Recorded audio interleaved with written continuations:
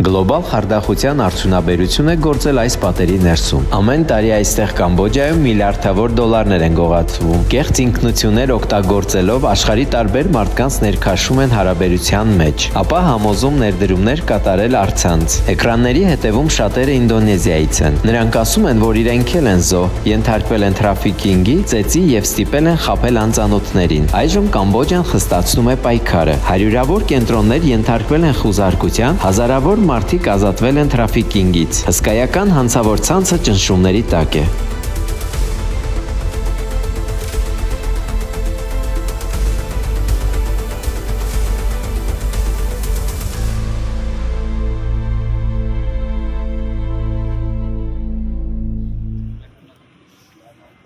Կամբոջայի ամենամեծ ապաստարաններից մեկում ճաշի ժամ է նախկին խարդախների համար։ Այստեղ մարդիկ հավաքվել են Ինդոնեզիայից։ Սա անօրինական ոլորտի ամենամեծ խմբավորումներից մեկն է, որը աշխատակիցների է ներգրավում ամբողջ աշխարհից։ Այն բանից հետո, երբ համապետական գործողությունների արդյունքում փակվեցին խարդախության խոշոր կենտրոնները, նրանք դիմեցին Ինդոնեզիայի դեսպանատանը օգնության համար։ Շատերը, ինչպես 32-ամյա Նովենտրին, խախտել են վիզայի ժամկետը եւ այժմ սպասում են փաստաթղթերի, որպեսզի վերջապես վերադառնան տուն։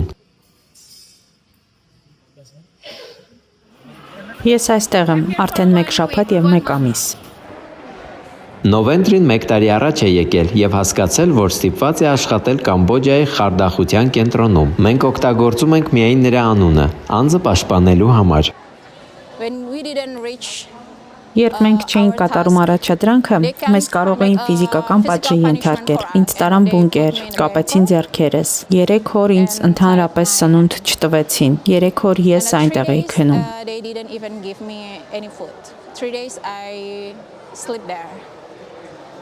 Հազարավոր ինդոնեզացիներ անցել են այս ապաստարաններով։ Նրանց պատմությունները հաճախ նման են։ Նրանք դիմել են արտերկրում աշխատանքի համար, կարծելով թե օրինական է, ինչպես Ռոհիմը, բայց փոխարենը հայտնվել են խարդախության կենտրոններում, որը կառավարվում է հանցավոր ցանցերի կողմից։ Սրանք բռնության հետքեր են։ Ինձ ծեծել են սուր առարկաներով, որովհետև փող չէի աշխատում։ Ով փող չէր բերում, նրան ծեծում ու խոշտանգում էին։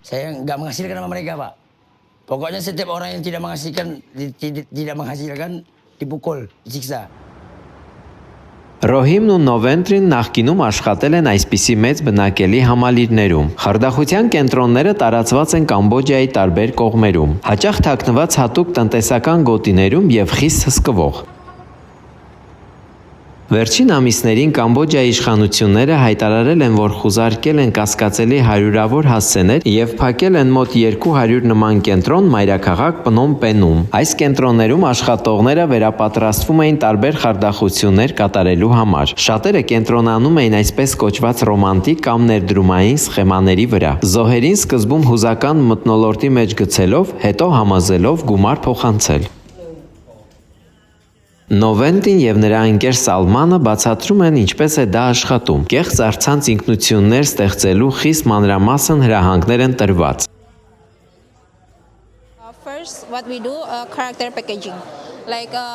Մենք ստեղծում ենք կերպարներ, պետք է լավ, գրավիչ կերպար ունենանք։ Դրա համար պետք է գեղեցիկ աղջիկ, դրական աուրայով, օրինակ ինֆլուենսեր։ Մենք օգտագործում ենք նրա լուսանկարները, տեսանյութերը, նրան առնչվող ամեն ինչ։ His picture, videos, and every detail of her. I use a woman face. Ես օգտագործում էի կնոջ դեմք, ես տղամարդ եմ, բայց օգտագործում էի կնոջ դեմք, որպեսզի տղամարդը սիրահարվի ինձ։ Այդպես հնարավորություն է ստեղծվում գումար աշխատելու։ Give a chance to earn money from men. Հետաքննողները նշում են, որ առաջին շփումը մտածված է այնպես, որ իբրև թե պատահական է։ Զրույցները դեռ տեսանելի են էկրաններին։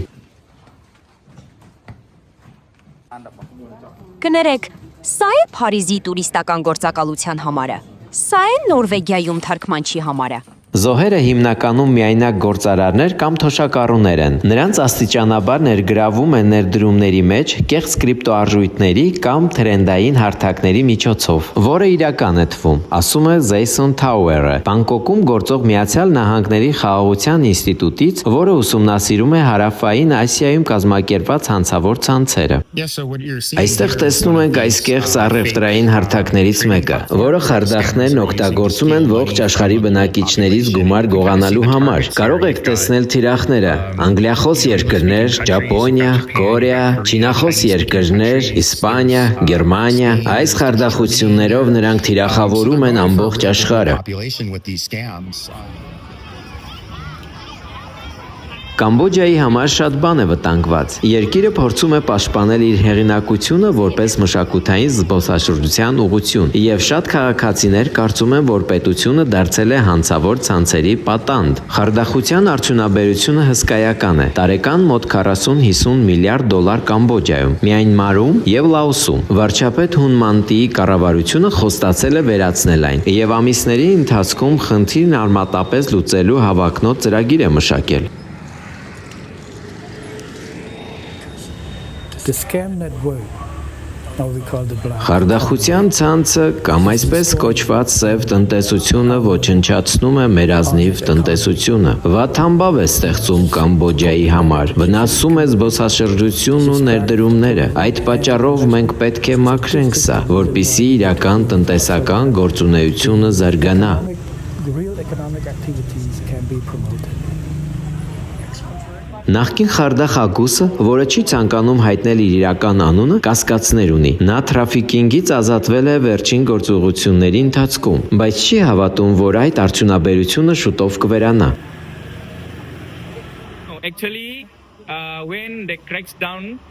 Երբ սկսվեց գործողությունը, ղեկավարը զանգ ստացավ, գուցե ոստիկանությունից կամ բանակից։ Նրան ասացին, որ լինելու է ստուգում։ Այդ ժամանակ նա պարզապես բաց թողեց մեզ, բայց չտվեց մեր անձնագրերը եւ աշխատավարձը։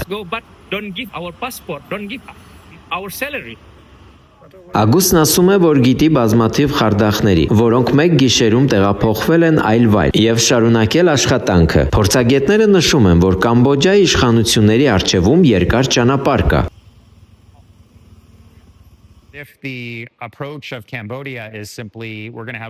Եթե Կամբոջան նպատակ է դրել մեկամսյա արշավով լուծել այս խնդիրը, որը ձևավորվել է տասնամյակների ընթացքում, կառավարության ձախողումների, զանգվածային կոռուպցիայի եւ պետական համակարգը թափանցած հանցավորության պատճառով, ապա հաջողության չի հասնի։ Սա պահանջում է երկարաժամկետ բարեփոխումներ։ The scam industry to grow to that size and scale.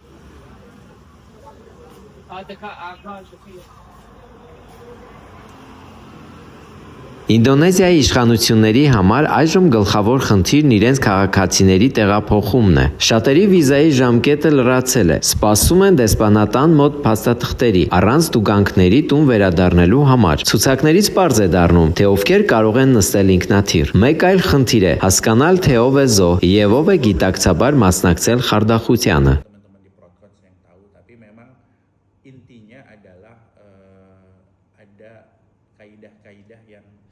From our preliminary investigation. Մեր նախնական հետաքննությունը ցույց է տալիս, որ պարտադրված աշխատանքի կամ մարդկանց թրաֆիկինգի հստակ ապացույցներ չկան։ Կարելի է ենթադրել, որ նրանք գիտեին, ինչ աշխատանք են կատարում այստեղ։ They knew that what kind of work they do here in Cambodia. Դեսպան Սանտո Դարմոսու Մարտոն խորհուրդ է տալիս խորացնել ճանապարհորդական վերահսկողությունը, հիշատակելով դեպքեր, երբ մարդիկ վերադարձել են խարդախությանը տուն վերադառնալուց հետո։ Ինչպես է հնարավոր, մարդը, որ երբեք համակարգչի առաջ չի աշխատել եւ չի խոսում այլ լեզվով, հավատա, որ կարող է բարձր աշխատավարձ ստանալ։ Սա է խնդիրը, սրանով պետք է զբաղվենք։ Մարդիկ հավատում են, որ սա արագ հարստանալու ճանապարհ է։ Somehow people believe that this is a highway towards getting rich. Ագոսն ասում է, որ այս աշխատանքը հեշտ է սովորել եւ հատուկ հմտություններ չի պահանջում։ Even we cannot Նույնիսկ եթե լավ անգլերեն չգիտես, չինացի ղեկավարներն ունեն սարք, որը մենք կոչում ենք AI Master։ Այն կարող է ամեն ինչ անել։ Եթե դեմքդ հաճելի չէ, կդարձնի հաճելի, եթե գեղեցիկ չես, կդարձնի գեղեցիկ։ Your face can be beautiful. Սալման եւ Նովենտին հույս ունեն, որ շուտով կվերադառնան տուն։ Նրանք նաեւ գիտեն մարդկանց, ովքեր մեծ գումարներ են վաստակել։ Other people, it's very good with that. They're very Կան մարդիկ, որ շատ լավ են անում այդ գործը։ Նրանք շատ հմուտ եւ պրոֆեսիոնալ են խարդախության մեջ։ Արագ են սովորում, մեծ գումարներ են վաստակում, հետո դառնում են ղեկավարներ կամ խորհրդատուներ, հասնում են բարձր դիրքի։ They have a position. Տուն վերադառնալուց հետո բոլորին կհարցաքննեն, չնայած հանցավոր գործողությունները կատարել են արտերկրում։ Նրանք կարող են բախվել իրական հետևանքների։ Ռոհիմը շատ մտահոգ է։ Մենք խնդրում ենք մարդասիրական մոտեցում ցուցաբերել։ Մենք խոշտանգվել ենք, չենք վարձատրվել։ Ինչու վերադառնանք եւ նոր պատիժ կրենք։ Մենք պարզապես ուզում ենք գնալ տուն եւ ազատ լինել։ Դա նույնն է, ինչ վանդակից դուրս գալ եւ նոր վանդակի մեջ ընկնել։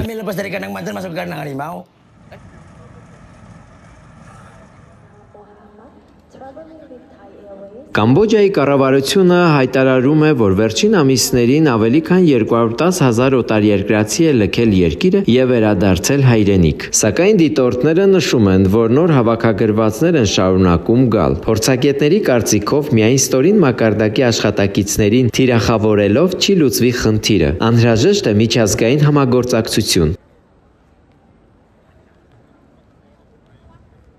Սա նոր անօրինական շուկա է, խարդախության նոր ձև է, որը իրականում միայն վերջին 3-4 տարիներին է սկսել ազդել ամբողջ աշխարհի վրա։ Կարծում եմ, որ իրավապահ մարմինները նոր են սկսել գործել, բայց պետք է ընդունենք, որ սա արդեն գլոբալ ցանց է։ Այն հիմնականում գործում է հարավ-արևելյան Ասիայում, սակայն դրա ճյուղերը տարածված են ամբողջ աշխարհում։ Ապաստարաններում ինդոնեզացիները լսում են սիրային երգ, դառը հեգնանք։ Երգը հեռավորությունը հաղթահարող սիրո մասին է։ Ծանոթ բառեր շատերի համար։ Բառեր, որոնք երբևէ օգտագործվել են վստահություն շահելու եւ վերջում խաբելու համար։